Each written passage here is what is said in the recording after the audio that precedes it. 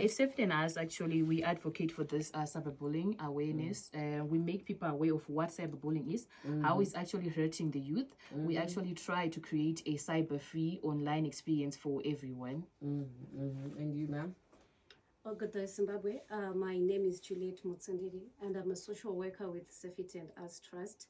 I'm responsible for the psychosocial support to victims of cyberbullying. All right, great. So just to dive right into it, what is cyberbullying in layman's term? Because remember, we're talking to maybe somebody that has never heard of this term and doesn't even understand what we're talking about. They might have heard bullying, but when it is added with cyber now, it becomes a whole completely different thing. Oh, okay. So cyberbullying is the use of technology to harass, intimidate, or threaten someone, typically through social media platforms.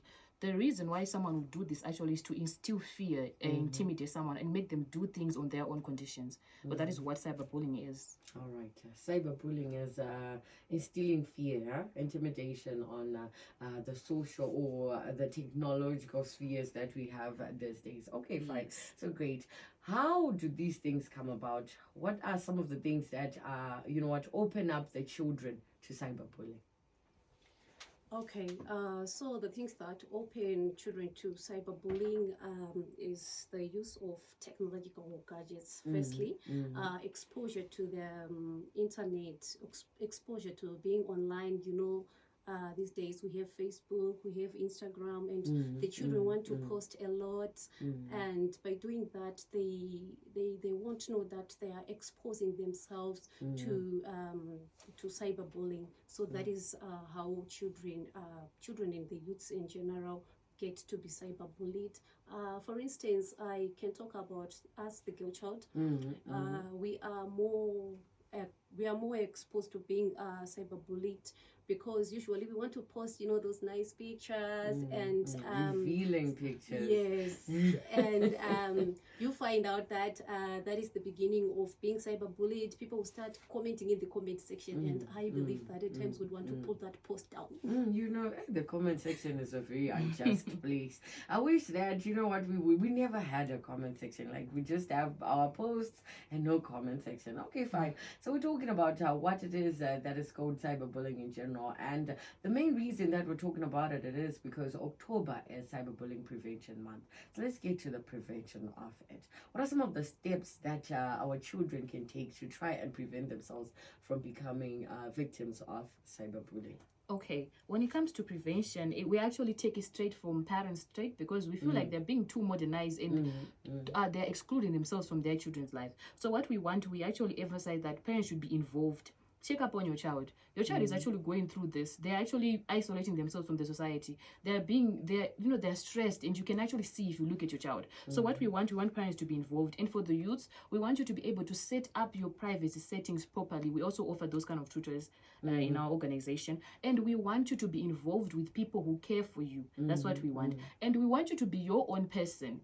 Be your own person. Stop trying to imitate what is happening online. And in any case you feel like someone is threatening me cyberly, what you do is collect that evidence, report that to the police, or you can contact us, because we reply immediately with such crimes.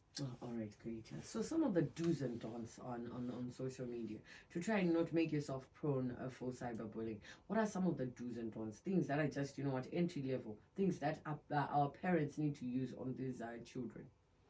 Okay, some of the things that the youth and children do not have to do when they are online is accepting friend requests from strangers.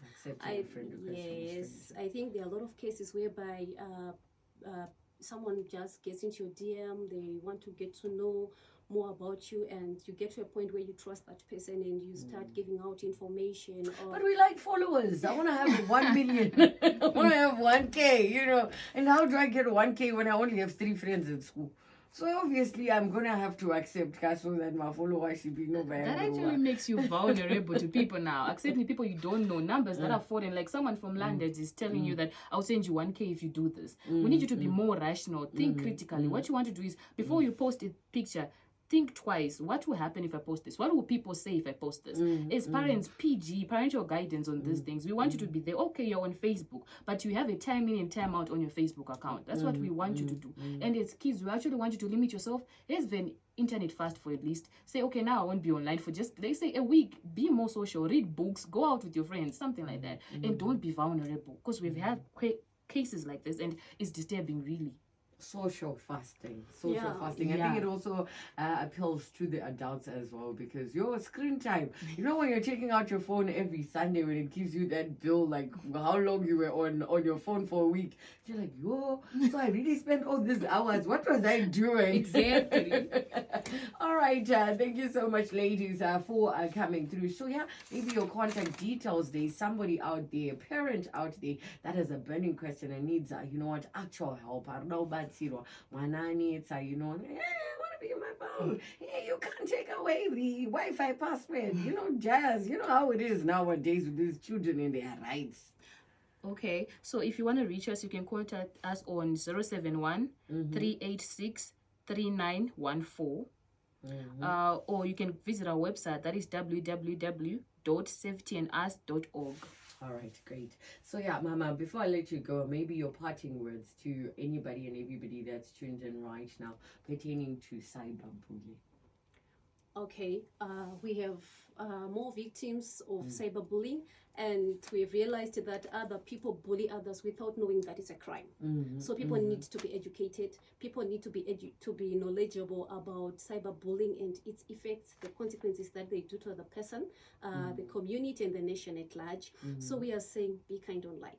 Be kind online. Yes. Okay, that's the mantra we're moving with in this month of October and the rest of our days on earth. Please be kind online. When you see something and you feel like you want to comment something wild, just say, okay, what would Jesus do? You know, that kind of jam. We don't want you to be crazy. Because some of the things, you know, you post up something and you don't even want to get into the comment section because you know, people are brutal. They are so brutal, you know. Anyway, thank you so much, ladies, for coming through. And yes, we're still going to have you maybe at the end of the month to just, you know what, do a recap on all of this and sum up the month together right here on Power FM Zimbabwe. But thank you so much for taking time out of your very, very busy schedules to come through to Power FM and just school people on cyberbullying. So that is Safety and Us Trust representatives right here at Power FM Zimbabwe, just sharing with us what is cyberbullying. Because I'm not posted to comment,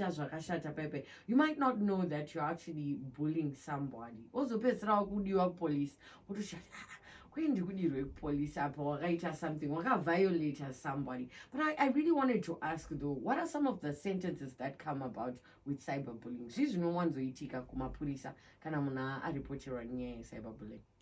Okay, so usually what they do is actually they quote the Data Protection Act of 2021, because it actually states that we all have the right to privacy of our own information, and we've got rights to have healthy mindsets. So what happens with this is, what they quote is the fact that we actually have the right that if I post something or you post something that I don't like, that is about me, I have the right to go to that public place and demand information on who posted this about me, and I get you arrested. So usually their lines are like, it was there, it's out there, you should have just read, or you should have just stayed up to date with this information, and then you could have been safe and not doing this to other people. So usually it's a case of, we told you, but you just didn't take time out to get off social media and TikTok videos to read necessary things. We love the law of Zimbabwe. Yeah, it is protecting us, and also let's be our sister's keeper, let's be our children's keeper, especially nowadays that we have this globalization due to technology. You have your child, I think I told my friend bestie, and go Australia or something, you know, and they are sharing everything and anything. You're just like,